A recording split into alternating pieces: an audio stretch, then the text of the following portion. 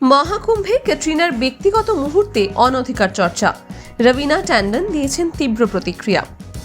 বলিউড তারকা ক্যাটরিনা ক্যাফ সম্প্রতি মহাকুম্ভ মেলাতে গিয়েছিলেন এক আধ্যাত্মিক অভিজ্ঞতার সন্ধানে, কিন্তু সেই মুহূর্তে ঘটে গেল এক অপ্রত্যাশিত ঘটনা। অনলাইনে ছড়িয়ে পড়েছে একটি ভিডিও যেখানে দেখা যাচ্ছে দুজন ব্যক্তি ক্যাটরিনার অনুমতি ছাড়াই তার ভিডিও রেকর্ড করছিলেন যখন তিনি ত্রিবেণী সঙ্গমে পবিত্র জলে স্নান করছিলেন। এই ভিডিও ভাইরাল হওয়ার পর থেকেই সোশ্যাল মিডিয়ায় শুরু হয়েছে ব্যাপক সমালোচনা। অভিনেত্রী রবিনা ট্যান্ডন এই নিয়ে নিজের ক্ষোভ প্রকাশ করেছেন।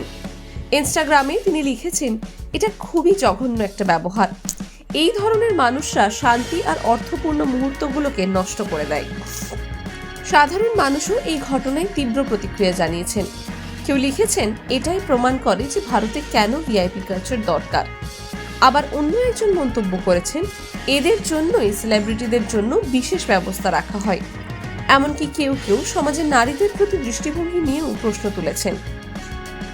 যদিও ক্যাটরিনা ক্যাফ নিজে এখন এই বিষয়ে কোনো প্রতিক্রিয়া দেননি, তবে এই ঘটনা জনসমাগমপূর্ণ জায়গায় ব্যক্তিগত গোপনীয়তার অধিকার নিয়ে গুরুত্বপূর্ণ প্রশ্ন তুলেছে।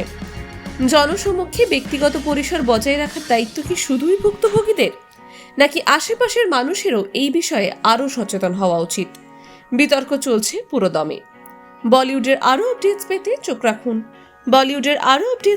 চোখ রাখুন টাইমস নাও খবরে।